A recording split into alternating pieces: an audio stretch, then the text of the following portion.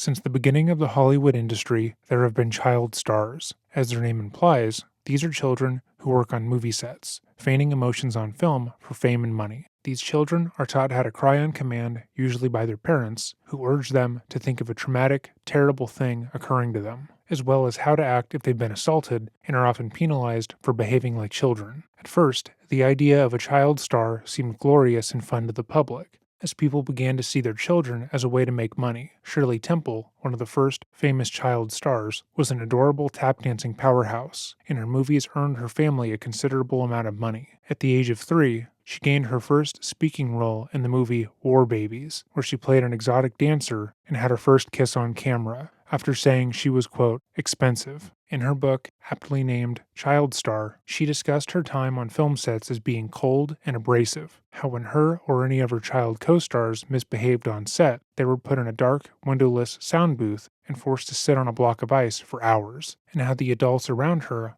often treated her as if she were one of them, despite being too young to own her own money. She was forced to wear flippers when she lost her teeth, danced through a painful foot injury so a project would meet the film's deadline, and spent her days memorizing lines, learning choreography, and trying to keep up with schedules that were also hard on the adults around her. Child stars who would come after her, like Drew Barrymore, Macaulay Culkin, and Lindsay Lohan, would describe the same thing: being put on rigorous schedules, working alongside adults, and being offered drugs and alcohol before they were in high school. Studio producers and executives would pressure them to get emancipated from their families. That way they could work longer hours and skirt the law. They had little to no parental guidance, as their relatives often worked as their managers or assistants, and used their child's earnings as their own, spending all the money that they could. Because their fame and box office appeal relied on their youth, most child actors would be pressured to continue looking as young as possible in order to get roles. Studios would sign young stars to crazy contracts with the hopes of getting as many movies out of them when they were still young and as marketable as possible. Shirley Temple herself recalled being afraid of her adult teeth coming in, and hearing how, at the age of 12, she was losing her charm.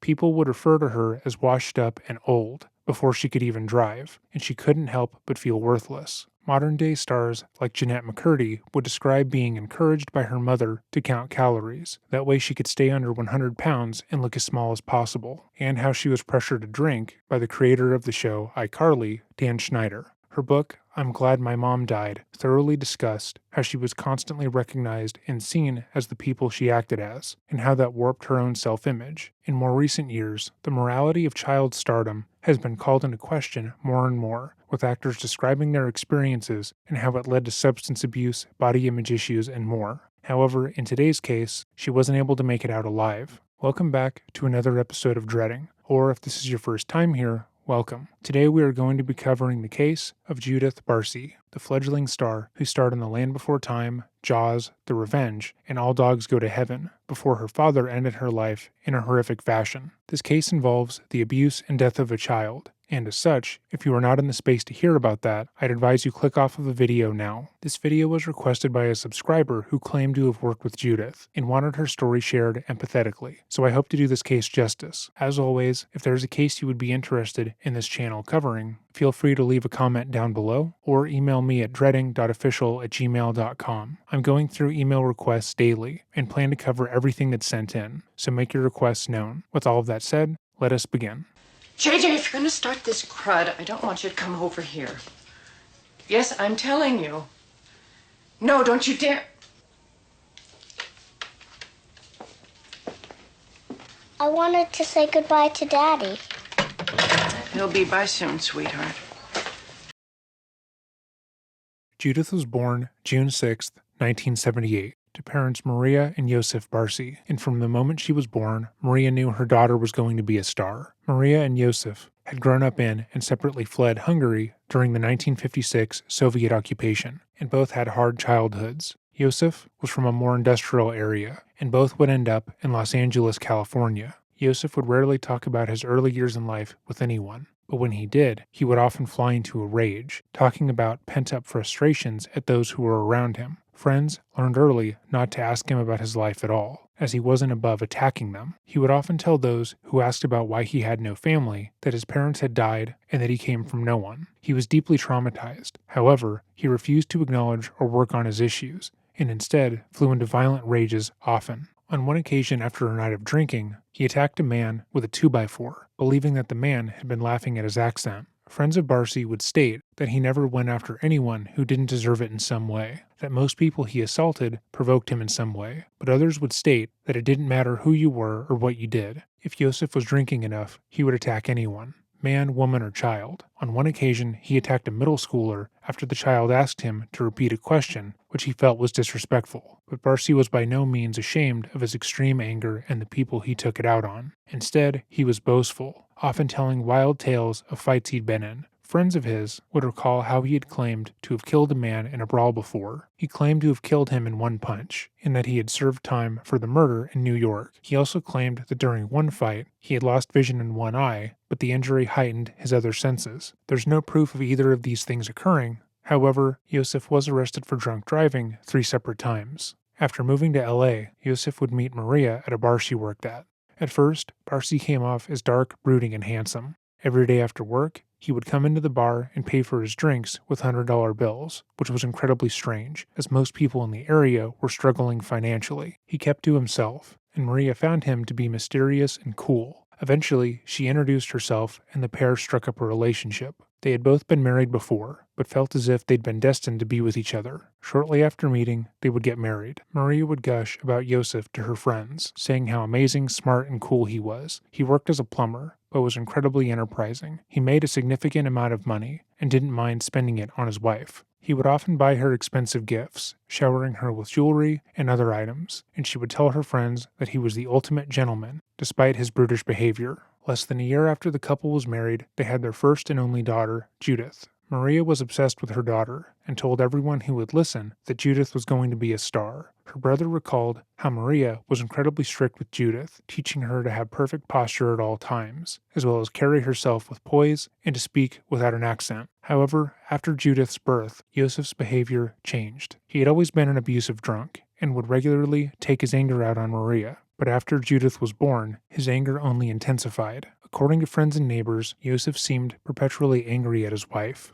Even when completely sober, he would attack her appearance in front of others, demeaning her and calling her names, and if she fought back or tried to leave, he would physically attack her, strangling her until she was about to lose consciousness. He would often slap her and hit her in front of others, and would brag to his friends about how he hurt his wife. Those close to him would state that she would start arguments on purpose and actively try to get him to hit her. Therefore, she deserved it on some level, but most notably, no one would step in and defend her in these moments. Joseph had garnered such a violent reputation that the majority felt as if getting in the middle of the pair would be pointless, and so they allowed him to continue to abuse her, often with Judith in her arms. He would threaten her, telling her he was going to kill her and Judith, or that he would kill Judith and himself, leaving her to live with the guilt. Joseph's anger wasn't just directed at his wife, though. He would routinely attack his daughter for perceived negative behaviors. On one occasion, a neighbor recalled when Judith had gotten a kite as a gift. She was outside, playing with it, and her father walked up and grabbed it harshly. Judith began to cry and told her dad to give it back to her because she didn't want him to break it. Joseph then turned his attention to the neighbor, still holding his daughter's gift. He remarked that his daughter was acting like a spoiled brat and didn't know how to share, and, with his daughter watching, began to rip the toy apart. Despite the chaos and abuse, Maria continued to coach her daughter to be the best actress she could be. She taught her daughter how to cry on command and would take her to every audition she could, making sure her daughter was seen by the best in the industry. She would network with other people in the industry, learning where they would likely spend time and going there with Judith in tow. When she found out that a certain ice rink in Hollywood was always used for sitcoms and movies, Maria brought her daughter there and taught her how to skate, hoping to wow any potential directors. She told her daughter to laugh loudly and look like she was having a good time, and eventually her coaching and continued persistence paid off. Judith would get her first role in Fatal Vision, an American television miniseries about the real story of a father who would go on to kill his family. Despite the dark subject matter, Judith shined in the role and was incredibly professional while on set. Those who worked with her stated she was polite and courteous and was remarkably prepared, despite her age. She got her first agent, Ruth Hansen, and quickly began getting more roles in commercials and television. In a year of work, Judith had been able to bring in over $100,000, which, when adjusted for inflation, is just over $200,000 today.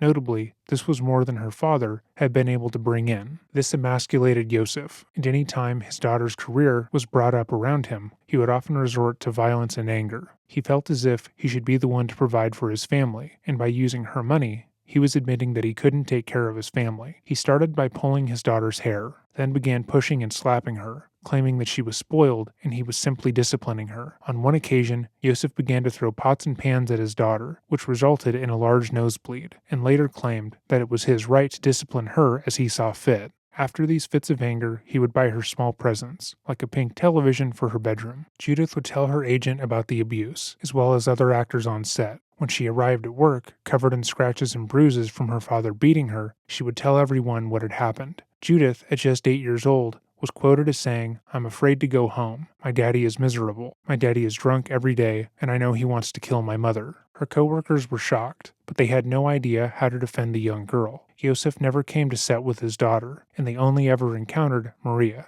They encouraged her to leave Joseph, telling her that if he was capable of hitting a 6-year-old with no remorse, it was only a matter of time until he killed both of them. But she refused multiple times. On one occasion, a co-worker who lived nearby offered their home as a refuge for the mother and daughter, but Maria said no. In her mind, leaving would just make things worse. In December of 1986, when Judith was just 8 years old, Maria would finally call the cops on her husband. She would tell them how he had routinely hit her and Judith, how he had threatened to kill them both multiple times, and that he had strangled her that night. However, the police claimed they found no physical signs of abuse, and that there was no direct evidence of her claims. They did very little investigating, and according to Maria, they didn't seem to care about what had happened. She would tell friends that she had hoped the police would stop Joseph, that they would take him to jail and save her and her daughter, but they seemed disinterested in what had occurred. She had been told countless times to call the police when he got violent, and she had finally done it, only for them not to care. However, the police response had an unlikely effect on the situation. According to friends of Joseph, he stopped physically assaulting his wife and daughter and stopped drinking. He told friends and family that the police showing up on his doorstep had been a wake-up call, and he was dedicated to being a better husband and father. He made it a point to apologize, not to Maria and Judith, but to their shared friends and family, and spoke about how much he wanted to make things work. He wanted to make Maria seem like an inconsiderate and irrational person, as if she was the one at fault for not forgiving him for the near decade of abuse.